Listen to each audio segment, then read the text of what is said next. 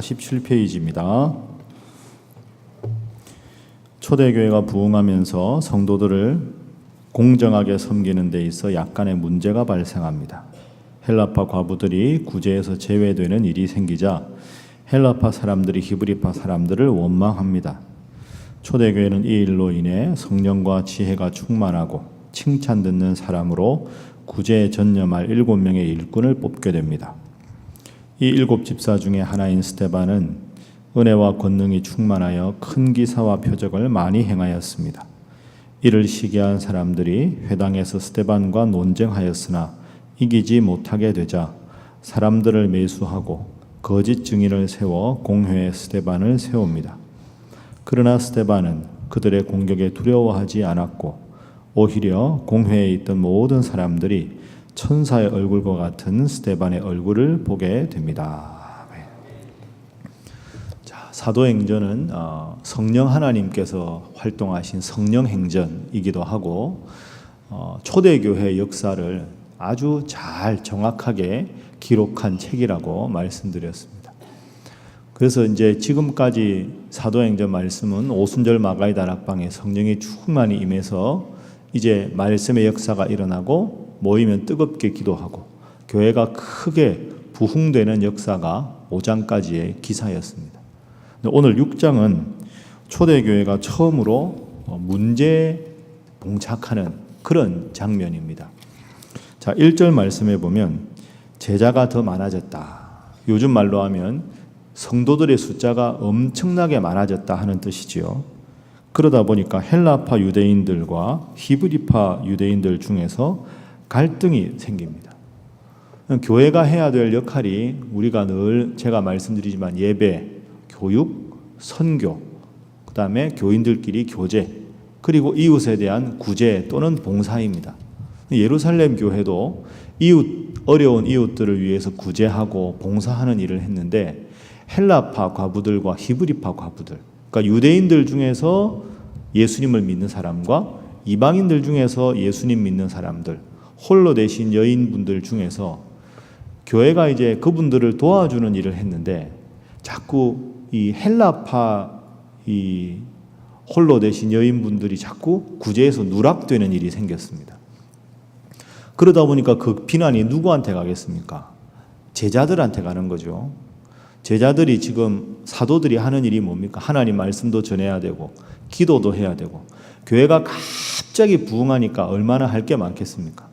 교인들 예배 들어올 때 쉽게 말하면 요즘 말로 하면 자리 정리하는 일에서부터 교인들 헌금 봉투 만드는 일에서부터 교인들 예배 순서자들 다 교육시키는 일에서부터 선교하는 일, 봉사하는 일, 구제하는 일, 그러다 보니까 이 손이 10개라도 이 몸이 10개라도 모자라는 거죠. 그러다 보니까 부득이하게 이 구제를 해야 되는 분들 중에 자꾸 누락되는 분들이 생기니까 교회가 갈등이 생기는 겁니다.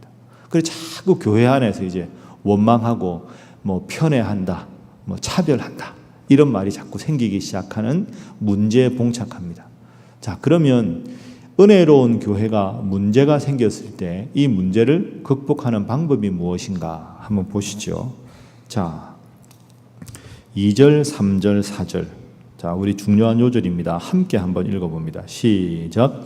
12 사도가 모든 제자를 불러 이르되 우리가 하나님의 말씀을 제쳐놓고 접대를 일삼는 것이 마땅하지 아니하니 형제들아 너희 가운데서 성령과 지혜가 충만하여 칭찬받는 사람 7을 택하라.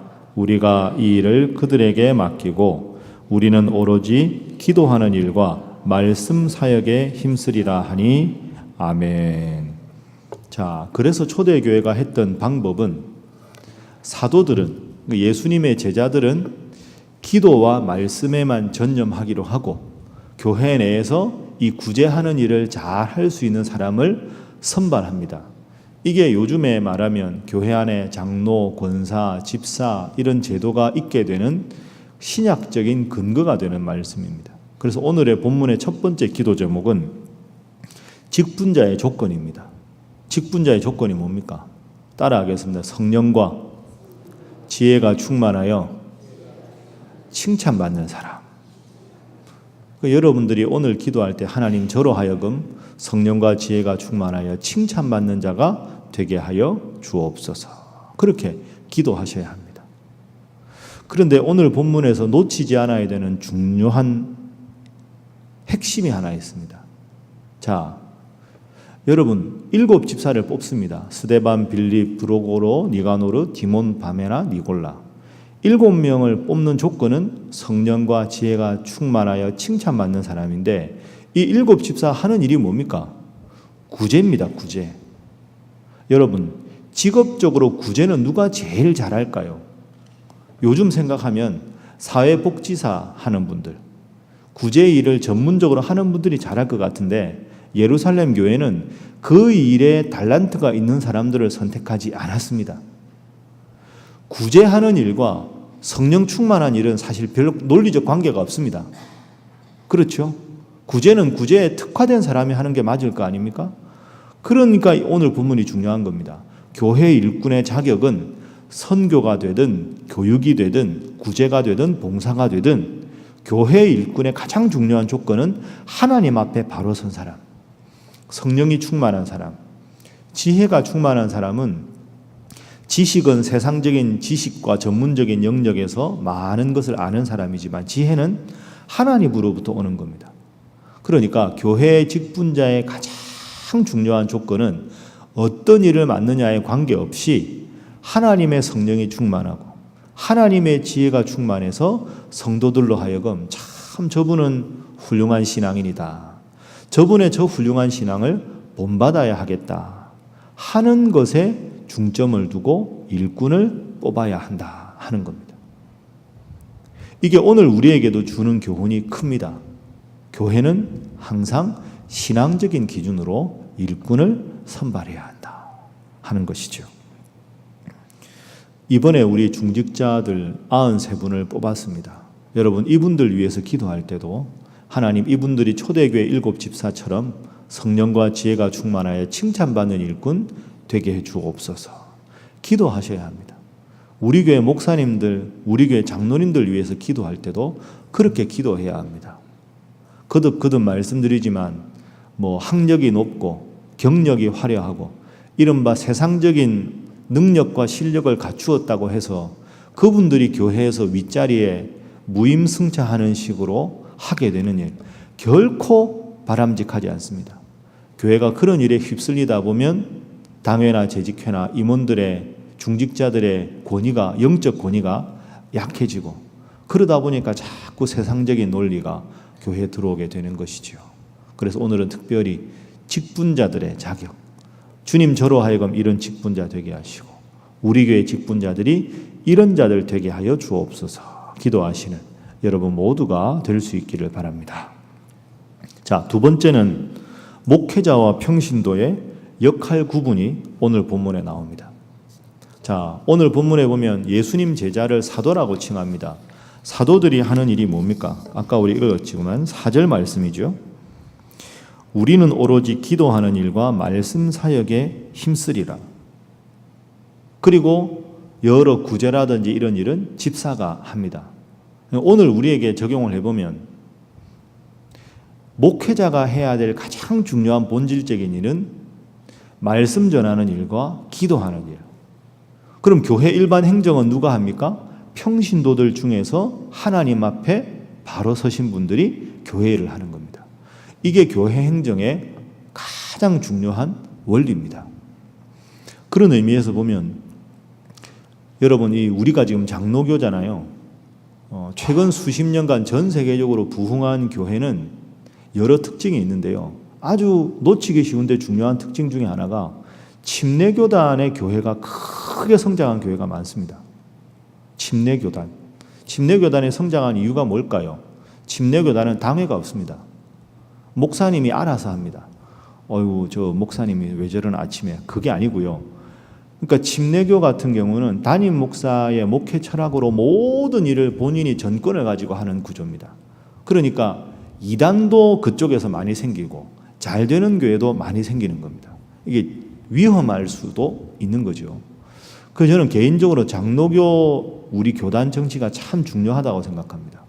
솔직히 제가 담임 목사인데 여러분, 제가 행정을 알면 얼마나 알겠습니까? 우리 교회가 지금 리모델링하고 하는데 제가 담임 목사라 최종 결재권자이긴 하지만 제가 고집을 부리고 이 모든 일에 사사건건 간섭해서 일이 되겠습니까? 여러분들 중에서 달란트가 있으시고 장로님들 중에서 그 해당 분야의 위원장을 맡으신 분들이 위원회를 구성해서 잘 하면 그게 맞는 거죠. 목사가 해야 할 일은 기도하는 일과 말씀 전하는 일, 그리고 장로님들을 위시한 평신도들이 해야 될 일은 그 교회 현안에 맞추어서 당회 장로님들을 중심으로 해서 그쪽에 재능이 있는 분들이 기도하면서 성령 충만한 하나님의 지혜로 모든 일을 잘 해나가는 일, 이게 교회의 가장 바람직한 모습입니다. 그래서 우리 교단에는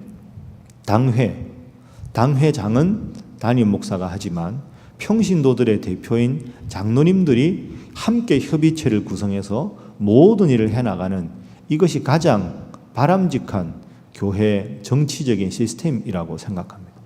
그래서 여러분들, 우리 교회를 위해서도 꼭 그렇게 기도하십시오. 하나님, 목회자들이 다른 그 어떤 일이 아니라 기도와 말씀에 전무하는 교회가 되게 하여 주옵소서. 하나님, 우리 평신도들은 우리 목회자들을 도와서 교회의 여러 교육, 선교, 봉사, 구제, 예배에 관한 모든 시설, 이런 모든 것에 대해서 힘을 합해서 목회자가 평신도들을 존중하고 또 평신도들이 목회자들을 존중하는 교회, 초대교회 같은 교회가 되게 하여 주옵소서. 그렇게 기도하셔서 우리 교회가 더욱더 잘 되는 교회가 될 수 있도록 기도하시고 또 여러분 각자에게 맡겨진 일에 충성을 다하시기를 주님 이름으로 축복합니다. 자, 세 번째는 결과입니다. 그렇게 해서 7 집사를 선택한 다음에 초대교회가 어떻게 되었는가? 자, 우리 7절 말씀 보겠습니다. 스데반 설교는 내일 나오기 때문에 오늘은 7절까지만 보겠습니다. 7절 시작. 하나님의 말씀이 점점 왕성하여 예루살렘에 있는 제자의 수가 더 심히 많아지고 허다한 제사장의 무리도 이 도에 복종하니라. 아멘. 하나님 말씀이 점점 왕성해지고 예루살렘에 있는 제자의 수가 더 심히 많아졌다. 교회가 부흥하고 성장했다. 무엇을 했을 때? 일꾼을 뽑았을 때. 여러분, 우리가 지금 올해 93분을 선출해서 이제 7월 말부터 교육합니다. 11월 첫째 주에 이분들 임직식을 하지요. 그러고 나서 우리 교회가 어떻게 돼야 될까요? 부흥해야 합니다. 그러니까 직분자를 선출하는 게 참 중요합니다. 직분자 선출을 잘못하면 선거 과정에서도 잡음이 있고 하고 나서 시험 드는 분들이 있고 후유증이 많은데 그런 교회가 건강하지 않은 교회지요. 7명의 집사를 선출했으면 인간적으로 생각하면 사도들하고 집사님들하고 서로 갈등이 생길 수 있는 여지도 생겼고, 목회자들만 교회 일을 하다가 집사님들이 생겼으니까 점점 목소리 큰 사람이 많아질 것 같은데, 예루살렘 교회를 보십시오. 목회자는 목회자의 일에 전념하고 교회 행정은 집사님들 맡기고, 이러다 보니까 제일 먼저 일어난 일이 7절에 보면 하나님 말씀이 점점 왕성해졌다. 이게 무슨 뜻일까요? 사도들이 더 열심히 하나님 말씀을 잘 준비하다 보니 말씀의 권위가 바로 섰다. 그리고 그 말씀의 권위가 바로 서니까 교회가 더 성장하게 되었다. 이것이 바람직한 모습입니다. 그래서 여러분들 목회자들을 위해서 기도할 때 하나님, 우리 신일교회 목사님들이 초대교회 사도들처럼 기도와 말씀에 전무하는 목회자 되게 하여 주옵소서. 오늘 기도하시고 하나님, 우리 교회 앞으로도 세워질 모든 일꾼을 통해서 더 건강한 교회, 부흥하는 교회, 목회자와 평신도가 서로를 존중하고 기도하고 사랑하는 교회 되게 하여 주옵소서. 그렇게 기도하셔서 여러분의 기도 덕분에 우리 교회가 더 잘 될 수 있기를 주님 이름으로 축복합니다. 자, 함께 기도하겠습니다. 하나님, 우리 교회가 7 집사님들처럼 그런 직분자가 되고 또 세워지는 교회 되게 하여 주옵소서. 목회자와 평신도가 서로 존중하는 교회 되게 하시고 더욱 하나님 앞에 건강하게 부흥하는 교회, 신일교회 되게 하여 주시옵소서. 함께 기도합니다. 주여 믿습니다. 주여 믿습니다. 주여 믿습니다. 하나님